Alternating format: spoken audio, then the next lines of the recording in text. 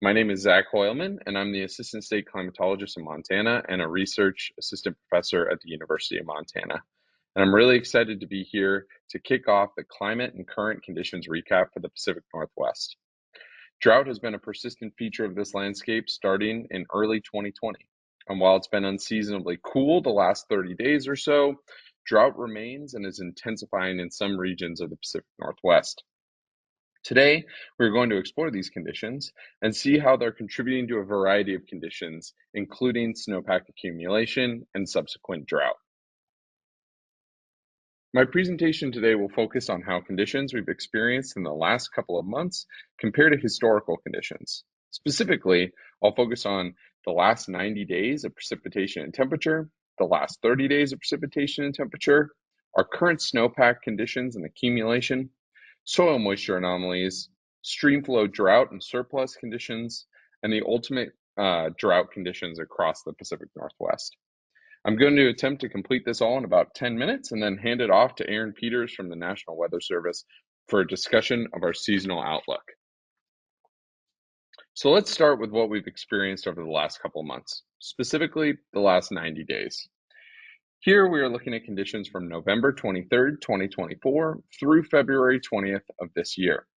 In this slide on the left, I've shown temperature departures from normal for the last 90 days compared to the 1991 to 2020 climate normal.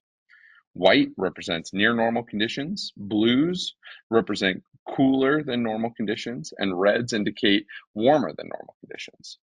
Overall, you can see that the majority of the region has experienced either near normal or cooler than normal conditions.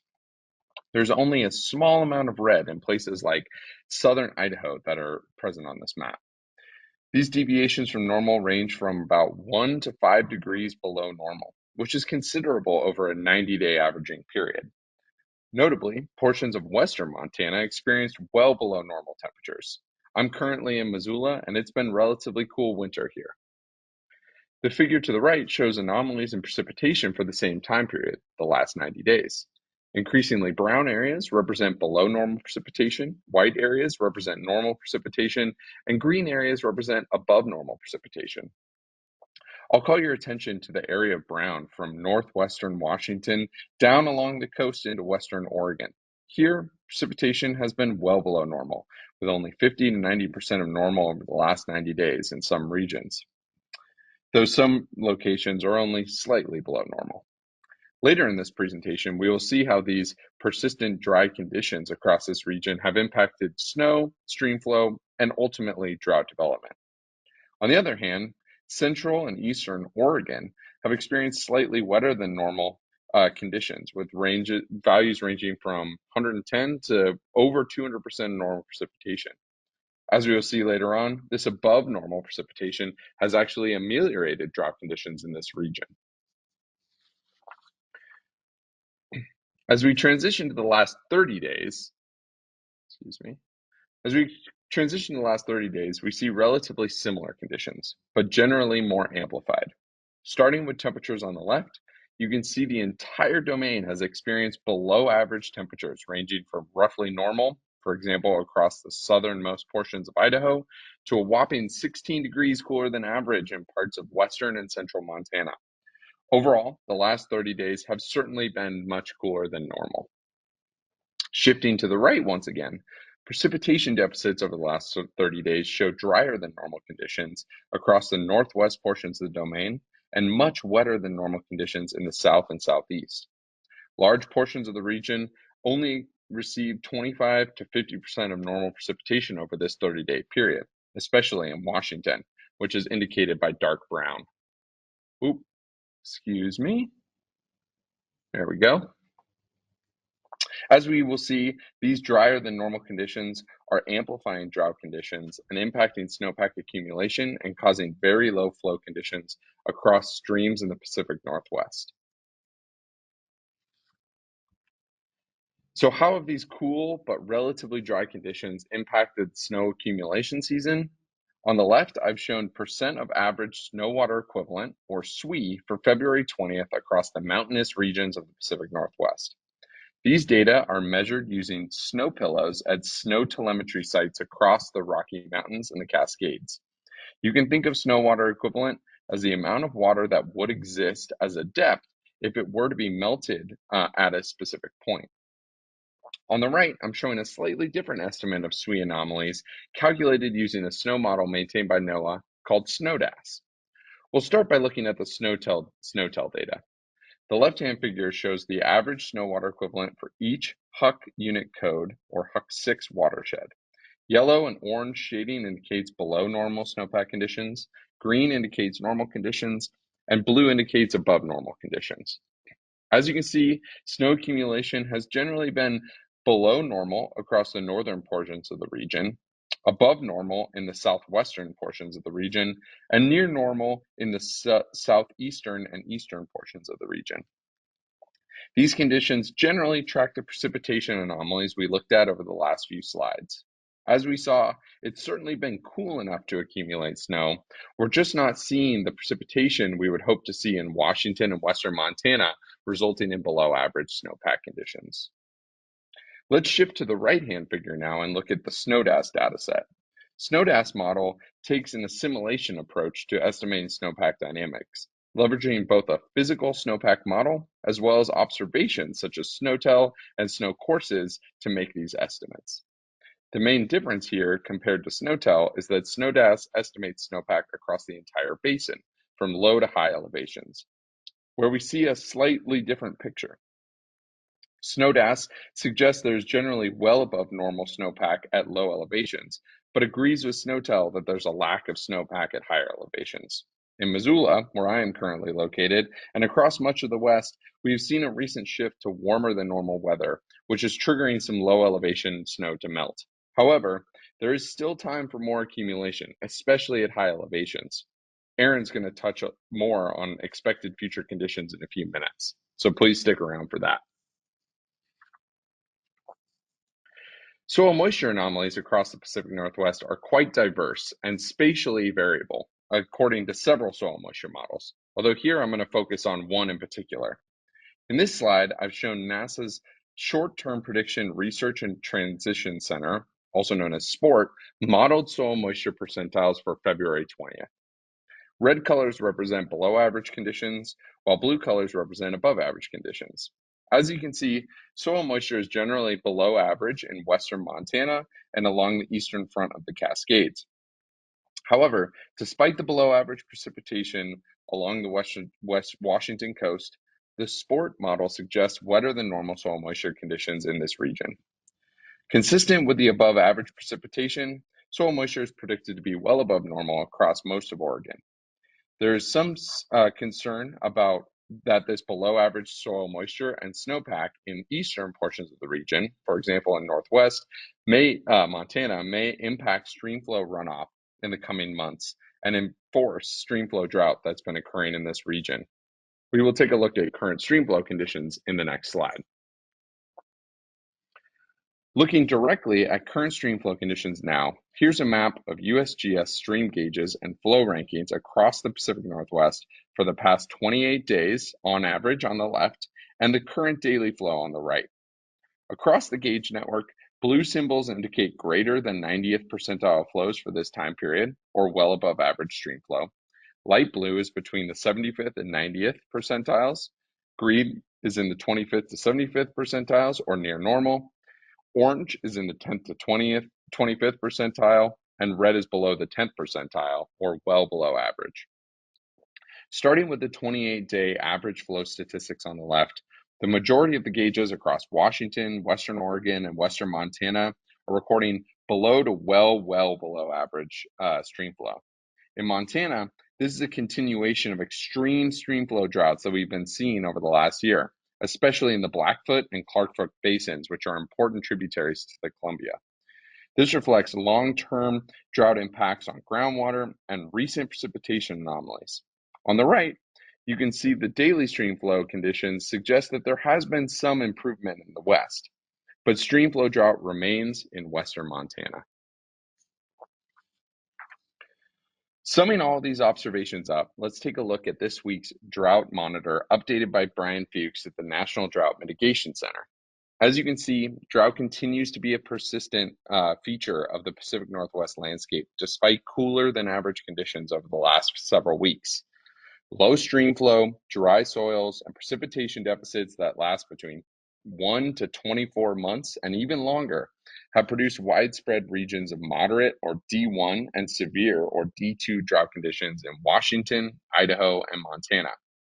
As you will see in the next slide, drought improvements have occurred over the last several weeks in Oregon, leaving only abnormally dry or D0 to normal conditions. Washington and western Montana, on the other hand, are generally experiencing intensification of drought conditions. Let's take a moment to look directly at recent trends in the USDM. On the left, I'm showing you a 1-month change map of USDM classes, and on the right, a 3-month change map. Starting on the left, you can see that drought has generally intensified across western Washington and northwestern Montana in the last 4 weeks. However, shifting to the right, drought has generally ameliorated or gotten better across all of eastern Washington and Oregon, eliminating drought in most of these regions. There has also been some significant improvements across Idaho. So, while cool and wet conditions have resulted in some major improvements to drought across the region, some areas with persistent precipitation deficits are experiencing intensification. So we kind of have this two-sided picture of drought conditions across the region. Okay, now to wrap up my section and summarize the current condition portion of this presentation. Temperatures, it's been much cooler than normal over the last 30 days across the majority of Pacific Northwest. And the last 90 days have been more moderate, but generally are below average to normal across the majority of the region. As far as precipitation is concerned, northwest portions of the region are generally experiencing below average precipitation, while above average precipitation has dominated the central region and southeastern regions.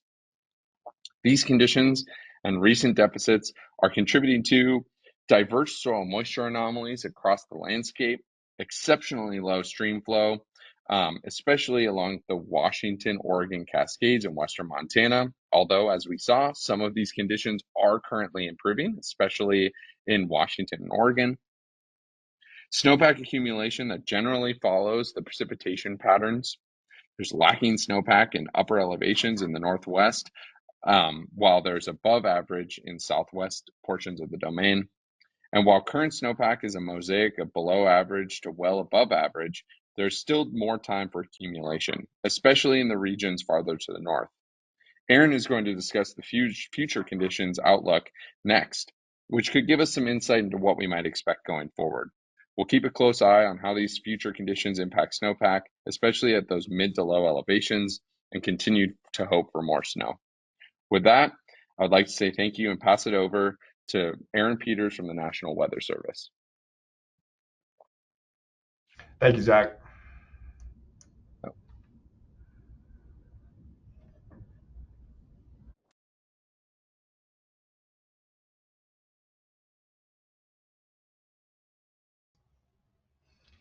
All right, thanks, Zach.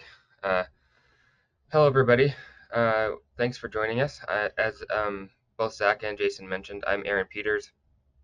I am the Hydrology Program Manager for the National Weather Service Western Region. So I'm based out of Salt Lake City, but I work from an office in Montana. And with that, I'll just go ahead and get started. So as Zach mentioned, I'm going to sort of, this one slide does sort of go back a little bit. Zach really did an awesome job of sort of characterizing where we've been the last few months and where we sit currently. And I'm going to really focus my presentation on future predictions. So, but I did want to sort of frame this. Zach showed something similar, but this is really just a basin depiction of precipitation, recent precipitation. So seasonal precipitation, so that is since the water year began on October 1st, is shown on the right. And anything that's, darker green to blue is above normal for precip in that time period. But really, the southern sort of part of the basin is the only part that's been above normal. And as Zach has mentioned a couple of times, along the Rocky Mountains in Montana, in northwest Montana, and then northwest Washington has been really drier than normal since October 1. And in February, while we did have some really good precipitation in February so far, again in the southern part of the Northwest River Forecast Center's basin, the upper part there has quite a few basins that are below normal, and that really is characterized by the lack of, it's been cooler and drier, and Zach did a great job of sort of explaining the impacts of that so far as where we're at with drought. So now getting into some future stuff. This is the Northwest River Forecast Center's 10-day precipitation forecast on the left. So total precipitation forecast on the left, and a percent of average on the right. So if we were looking for a huge influx of precip to help with our drought conditions, it doesn't look like we're going to see that, except maybe at some higher elevations. As you can see, anything that's yellow to red, orange on the graphic on the right is sort of below what we would like to see for this 10-day period in climatology. And that is, there is some ongoing flooding in Oregon, a southern part of the basin, so maybe that's good for those streams to kind of have a chance to settle out a little bit. But long term, we certainly need more precip in this area. All right, looking at Climate Prediction Center graphics. So this, I'm gonna kind of go several different time periods here. This is a shorter window, of course, coming up quick, and then we'll go into some 1 and 3 month stuff next. So we are currently in a period of certainly very warm temperatures, but it does look like we're going to cool back off. So that's good news for high elevation snowpack and even low elevation snowpack, because as Zach sort of alluded to, I don't know about where you all are, but in Montana, certainly we have just completely decimated our low elevation snowpack in about the last 2 days. Very, very, very rapid runoff over frozen soil, which of course leads to very little infiltration. So we're really looking forward to hopefully kind of slowing that melt down a little bit with some cooler temperatures, at least in most of the Pacific Northwest. Precipitation in the 2-week time frame looks to be near normal to slightly above normal, depending on where you're at in that part of the country.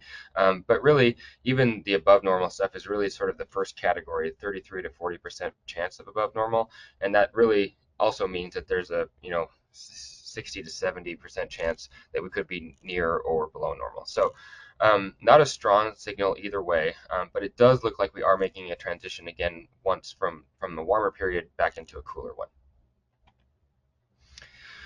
All right, looking at the March outlook. So this just came out last week on February 20th, and this is the official CPC outlook for March. So it does look positive for precipitation in the Northwest. As you can see, pretty much all of the Northwest, except for that sort of small chunk of Idaho, is at least characterized somewhat by leaning above normal for precip. And then we also are seeing a below normal signal for temperature. So that's been kind of the trend this winter for a lot of the areas across this part of the country. And again, that's good for March. Keeping that high elevation snowpack where it's at until later in the season is always a good thing. All right, looking at the 3-month outlook. So we do, of course, have a March, April, May outlook, but I went ahead and just plucked the April, May, June so we don't overlap. So this isn't necessarily the spring, it's more of a spring, early summer 2025 outlook. And really there's not a whole lot to say. As you can see, there's a lot of white space up there in the northwest part of the country. So of course, southern Idaho there does lean below normal for precipitation and slightly warmer. But really, I think a lot of this 3-month outlook has a bit to do with the uncertainty with what ENSO is going to do. We are in a weak La Nina right now, and there's some indication that we're probably going to move maybe toward ENSO neutral condition as we get into later spring. So certainly keep an eye on these as they're updated once a month, these monthly and 3 months outlooks.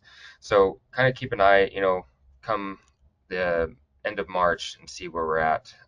Maybe we'll have a better idea of what ENSO is going to do by then and have more of a characterization of precip or temperatures for the Northwest. All right, I wanted to plug this as well. These are all of the forecast points that Northwest RFC forecasts for, and the color coding shows the 120-day stream flow forecast.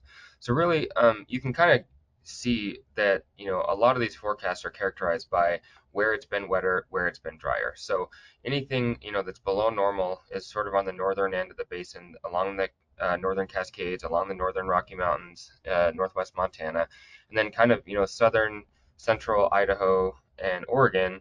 Those forecasts are looking pretty good for 120-day stream flow. And it makes sense. They've had more snow, more precipitation down there, and less the farther north you go.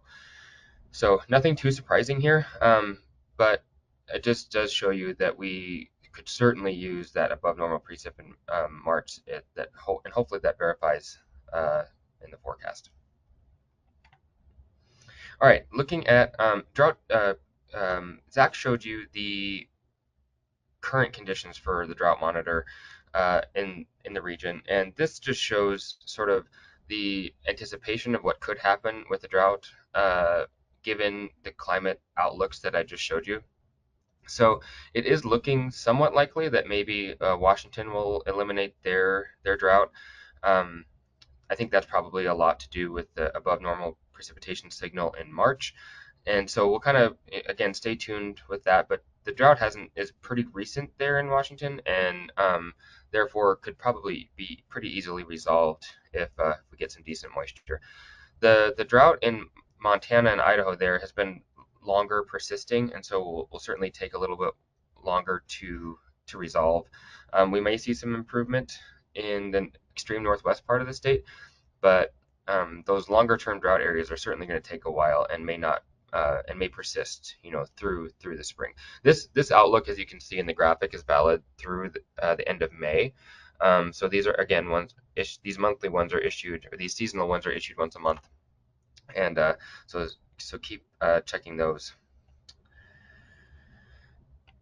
Let's see. Okay, looking at the ENSO forecast. So most of you probably know that after months of anticipation and waiting, we did finally break into the official La Nina realm of sea surface temperatures. And so we are in a weak La Nina right now, and they've persisted now for a couple of months after being forecast for probably 6 months. But the tricky part is, of course, now what are we going to do, when we come out of winter and into spring? So the forecast shows right now that in the near term, pretty much a 50-50 chance of being in La Nina or ENSO neutral. So no real strong signal either way. The darker red and darker green lines are sort of two averages of modeling capabilities that show, sort of the average of those different types of models. And as you can see, nothing really goes above 0. So anything that's in between, if we're in between a half a degree above and half degree below of those anomalies, we're in ENSO neutral. And if we go below that minus half degree line, we're in La Nina, which is where we're at now. So again, nothing too strong, but the key here too to think about is that the effects of La Nina, El Nino are often more pronounced in the winter. So we're certainly coming out of that season now, right? And so even if we were, moving towards something different, the impact wouldn't be felt quite as much as we move into spring and summer. This is just sort of another graphical representation of what we're looking at. So February, March, April, sort of, again, 50-50 shot of either neutral or La Nina. The only sure thing really right now is that we're probably not going to move into an El Nino. And even through the end of this forecast period, as you can see, the chances of El Nino are 10% or less, even through December. So really looking probably favored in neutral or La Nina conditions. And many of you who have probably paid attention to the ENSO cycle in the last 10 years or so have probably noticed that we've had a lot of back-to-back La Ninas, and La Ninas like to be back-to-back, so it wouldn't be all that surprising to see that those conditions. Even if we lose it for a little bit in the summer, wouldn't be surprising to gain La Nina back as we go into fall and winter of 2025. All right, this slide I'm going to skip because, and I'm going to update it for Jason at the end because something happened in my updates, and these are the summary slides from my presentation last February, and I don't know how this got in here. So, Jason, if you're listening, I will update this and get this to you. But I've included my email here. Please feel free to send me any questions you might have. I'm happy to respond, and thanks for having me on.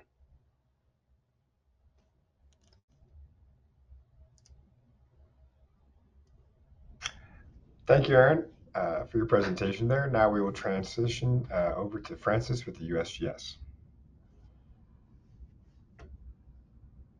Hey, everybody. Let me share my screen here. Okay. Well, thanks so much for having me.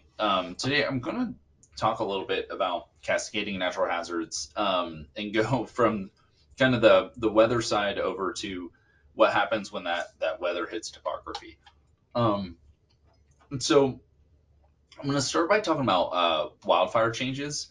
Here we're talking about what wildfire does to things like water repellency in soil, soil cohesion loss after a fire, roughness loss from burning vegetation, how that leads to geomorphic process changes. So here's just a cartoon that shows in a spatial way different processes that we see changing after fire. So we see things like rills, dry ravel, landslides, debris flows, flooding. All that happens in different parts of landscapes after fire. And what's kind of neat is in the past few years, we've been able to use different studies that look at different areas in space. So that's what's on that x-axis here is a drainage area. And we compare that to how long these processes are changed after fire in terms of years. So for example, things like dry ravel might occur for a few years, kind of on the upper middle portion of a hill slope. But things like landslides can last almost up to 25 years after a fire. But what I really want to focus on today is runoff generated debris flows or debris flows generally that happen after wildfires. Here's a quick video that just kind of shows what a debris flow looks like. So here you're going to see this rocky snow come down. You'll see some woody debris that's entrained in there. And it's followed by kind of a watery surge after that initial rocky front. So that's what people mean when they talk about debris flows. Oh, there we go. And the reason we care is because this is what it looks like when a debris flow comes down into a neighborhood. So in the foreground here is a car. It's been mangled in the rocky debris. And you can see one house, it's buried up to its eaves in boulders. The other one, it's buried and there's some mud splashes. So, these are obviously very destructive. So what connects wildfires and soils and hydrology? Well, if you consider like normal rain, a normal forest that's unburned falls down from the sky, it's leaves and needles on trees. It might get stored in litter and duff on the forest floor. Contrast that with a burned forest. There's no more needles or leaves on the trees. We have wood ash, that's kind of the gray on the ground, and bare soil. We also, in addition to that, we have soil water repellency. So this is just a quick video that shows what it looks like after a fire. I'm just going to pour some water on the ground, and you'll notice that it just beats up and runs off.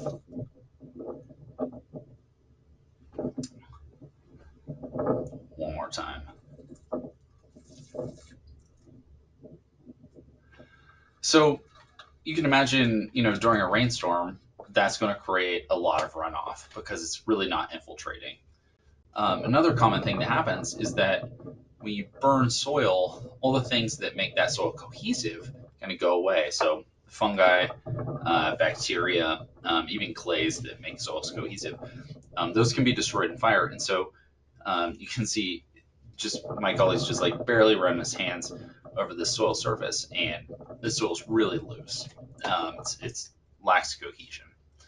So fire changes in soil to soils and hydrology lead to conditions that can generate debris flows. So there's a particular flavor of debris flow here, runoff generated debris flow, where it comes down starting at the top of a watershed, starts to rip up grass. Here it's created a pothole, it's ripping up a little bit more until it eventually breaks through and starts excessively eroding material. So this is progressive. It gets deeper as you go down, and that's kind of how runoff generated debris flows start. There's one other kind of debris flow. A landslide can start a debris flow. So it starts as a shallow landslide. I have that outlined in green here, and then excavates and then runs downhill as a debris flow, like I showed you in the video.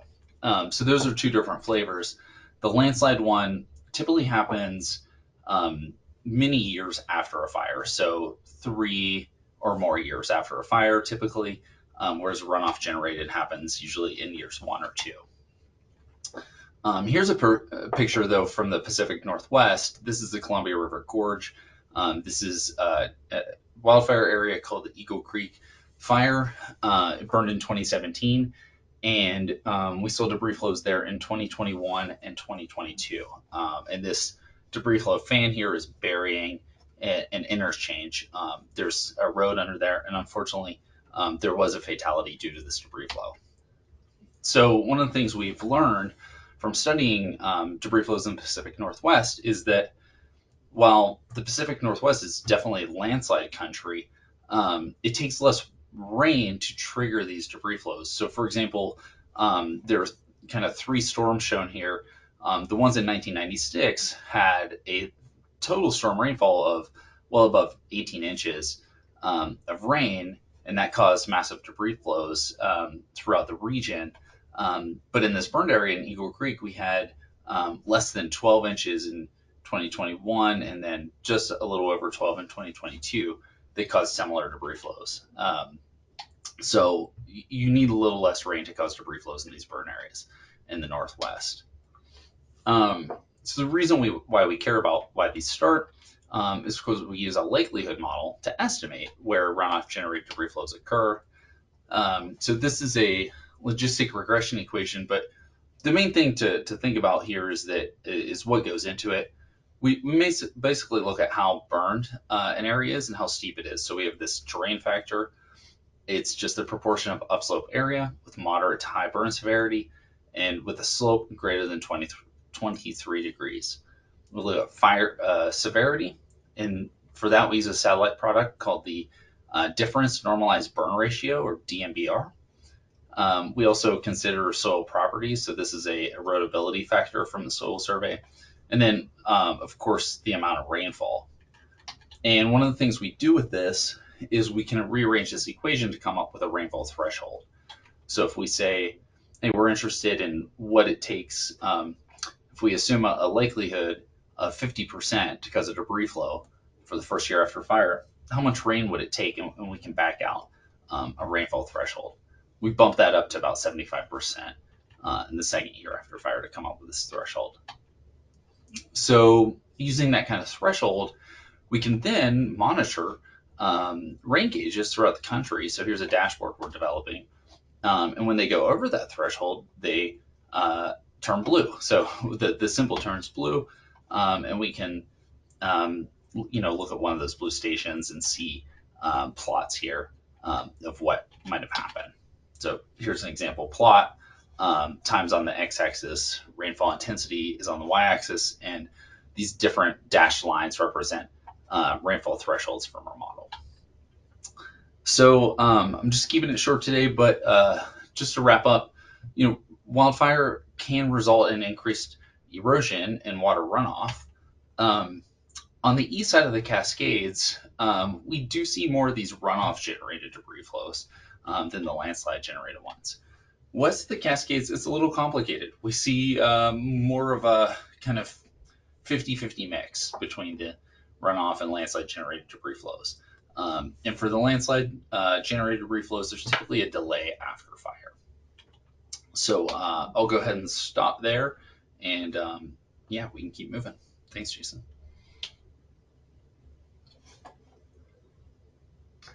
Thank you, Francis, for that great presentation. Up next, we have Luke, and we'll go ahead and transition over to his presentation, and we may have some time at the end for questions. Thanks.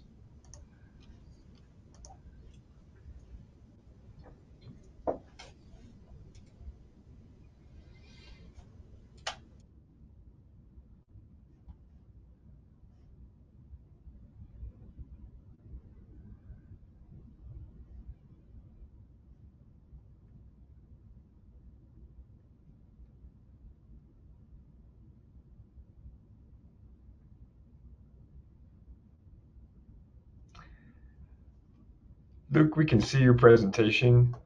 However, I'm not quite sure if we can hear you or not. Uh, Feel free to let me know if you're having any issues. Thanks.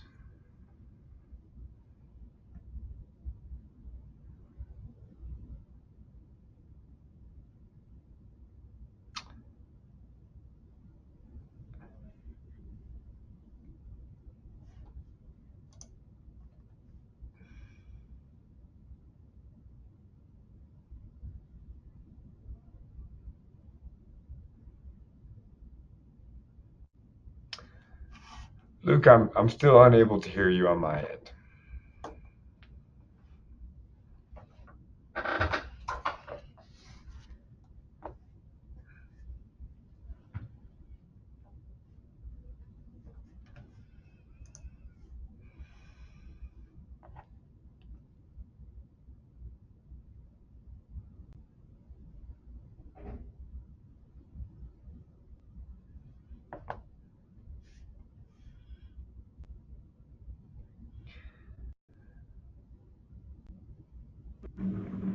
Is Luke, that new? Can you hear me now? there you go, Luke. I think I hear you. Okay. All right. Oh, sorry for that. Okay. Well, so yes. So I'm. Thanks for inviting me. I'm just going to give a brief presentation on some research that our lab did on high elevation snowpack loss during the 2021 heat zone. This was done as part of my dissertation, which, sort of broadly speaking, was about applying a geochemistry lens to understand future change. The idea being that there's uncertainty Luke, even in the best. hey, Luke, Yes. I hate to interrupt, but on my end, unfortunately, either your PowerPoint is not advancing or it's stuck on one slide. Um,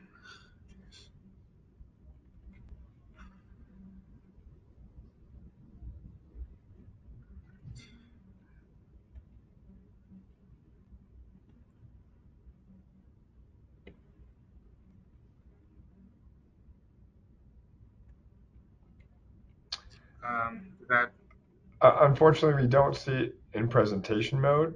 However, if you are able to just click through individually each Yeah, slide, I'll just click that would through. be sufficient as well. Fantastic. Okay. Yes. So broadly, this research was part of my dissertation, which was looking at using a geochemistry lens to understand future change, particularly in the context of record events and how they can be used to get some sense of future normal conditions. And because we can observe these extremes of today and potentially gain some insight into how things might look normally in the future, particularly where the warming of today's extremes line up with what might be projected to be normal in the future. So as the temperature distribution shifts, we can use sort of today's extreme weather to understand tomorrow's more normal climate. The motivating event for this particular piece was the heat dome in 2021, late June 2021, where we had record heat, as you may recall, approaching 50 degrees Celsius in British Columbia, nearly that here in Washington, Oregon, and a heat dome phenomenon, which maybe wasn't exactly quite new, but certainly entered the common vocabulary a little bit more following that event. Open questions that we tried to address in that in this research was to get a better sense of how high elevation snowpack behaves sort of addressing the perennial issue of lower station density at higher elevations, and the kind of lack of clarity around how higher elevation snowpack behaves, in the sense that obviously lower elevation snowpack on decadal scales has been a very clear observable trend in decline in overall snowpack accumulation each winter over decades. But at higher elevations, there's been very little change, or in some cases, slight increases in snowpack levels. We also wanted to look at the short-term, sort of more extreme heat waves and what their effects might be, even though they're fairly short-term. So people who have looked at heat waves in the past, in the context of winter, are looking at, oh, we had a really unusually warm winter, or a couple months in winter, say in 2015, recently in the Pacific Northwest. And people who are looking at heat waves outside the context of snow are looking at the extremes in summer. In 2021, we had this interesting situation where we had a lot of snowpack going into the spring, and we also had earlier than normal, very extreme heat waves. So heat wave and the snowmelt season can sort of overlap and give us an opportunity to understand how these two dynamics kind of interact. To study this, we used SNODAS. So, as mentioned in the earlier weather assessment, interpolated product uses a variety of different snow data to provide a fairly high resolution assessment of snow on a daily basis, going back to 2000. We used the record back to 2004. Prism, which has a sort of similar thing regarding temperature, and as well as precipitation and other parameters, but we mostly focused on precipitation, and then some stations to look at a longer term patterns. As we dug into the data, come to find that sort of predictably, in the study area, which is what we outlined in black here, it's where snow has always been present on the order of 1.5 inches of SWE, or snow water equivalent, which is to say around maybe a foot, 10 inches to a foot of snow depth on April 1st, every year except for excluding 2015 and 2005, where there was just really exceptionally low snow, sort of a snow drought. Across this area, record temperatures associated with heat, or this entire area experienced record temperatures. It wasn't like one area was warm and one area was cold. They were all extremely warm, and really affected the entirety of the Pacific Northwest. The very narrow exclusion of a couple areas along the Oregon coast. And then predictably, we find that there was extremely rapid snow melt of high elevation snowpack, snowpack that had previously been understood or thought to be fairly resilient, in the sense that it hadn't really changed on decadal scales on a longer term as the climate warmed. But looking more closely at the data there, we come to find that really the sort of more surprising thing was that most of the snow was already gone by the time the heat dome had arrived, despite there being around about 135% of the normal amount of SWE on April 1st. It was a traditional or nominal start of the snowmelt season. Prior successive sort of back-to-back less dramatic heat waves had already done most of the work melting snow before the heat dome had arrived. So looking at that in two different ways here, spatially, we go into the snowmelt season with quite a bit of snow at all elevations, well above average. The second or third most snowy in the 20-year record we were looking at. We were going back to 2004. But most of it was gone by June 25th, the beginning of or just prior to the heat dome. And then what little there was also nearly gone, except for really at the very highest peaks in Washington by the end of the heat dome.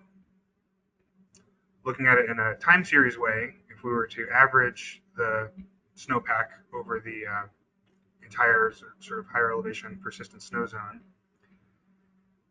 The snow melt curve, so starting from the point where snow starts to decrease from its peak each year. The black line is 2021. Blue lines are La Nina years. Red lines are El Nino, and gray are neutral.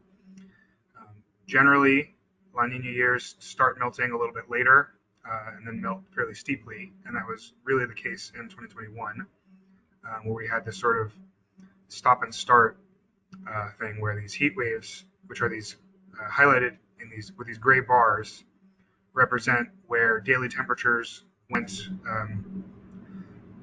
based on the shading 3, 5, or 10 degrees Celsius above normal. And in each of these heat wave instances, you see a really sharp drop in snow water equivalent at SWE.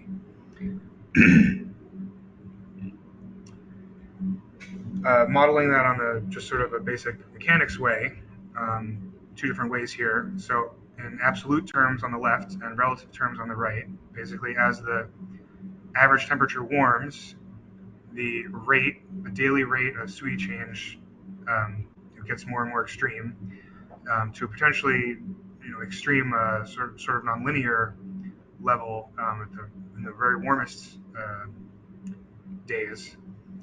Though there's really only a few points there, so I don't want to say anything conclusive, but it's certainly very suggestive.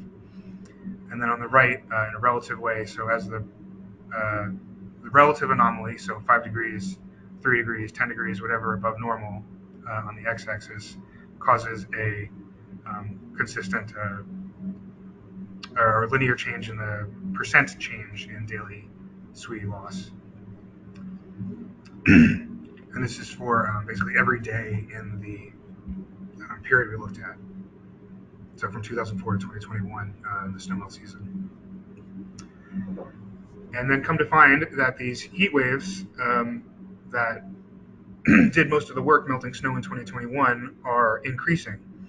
And that's generally been the case since the mid-90s. So I did a basic linear regression on that and can say that it would shorten the snow-covered season going forward. So the Julian day, or the day of the year when snow cover is 95% of the snow cover has disappeared, is advanced by the increase in these heat waves. So these two graphs show sort of in a degree day sense if we took the temperature anomaly for each day in April, May, and June, added it up for those days that were at least 5 degrees warmer than normal. There's very little change in that over time at this station, and then it starts to increase from the mid-90s on. And that's true for the station, it's true for the persistent zone, it's true for other higher elevation stations that we sampled across the area, which are these highlighted in A, B, C, and D in the right graph here. 2 minutes, please. Thanks. Thank you. One thing I just wanted to, so I'm wrapping up here, but one thing I want to highlight is just that these days-long heat waves, we come to find that they move the needle on snowmelt, but you would potentially overlook them if you're really focusing on monthly averages. So each of these heat waves was, yes, 3, 4, 6, 7, 10 degrees above normal, but if you were to look at the average temperature anomaly for a month surrounding each of these heat waves, they were negative in 2 cases. So these were heat waves in the context of a cooler month. And even the warm one never exceeded a degree. And seasonal averages, which have also been studied, even suggest that spring is potentially cooler. Not in a significant way, but but in the context of these potentially cooler springs, there are these heat waves that move the needle on snowmelt. And then just to conclude on all that, main points I would suggest we take away is that the late June 2020 heat dome melted lots of snow, prompted a closer look at higher elevation snowpack, but come to find that most higher elevation snow was already gone before the heat dome, that earlier successive heat waves had done most of the work, but are potentially overlooked, and these potentially overlooked spring heat waves have been on the rise since the mid-1990s.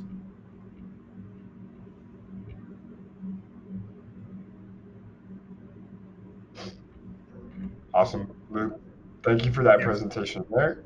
And that here will wrap up the monthly or bi-monthly Pacific Northwest webinar. So thank you all for your attendance today. Please do not hesitate to reach out to myself for any of the speakers. Please stay tuned for the follow-up emails that will have the recordings of today's webinar as well. Thank you guys all again for your attendance. Have a nice day.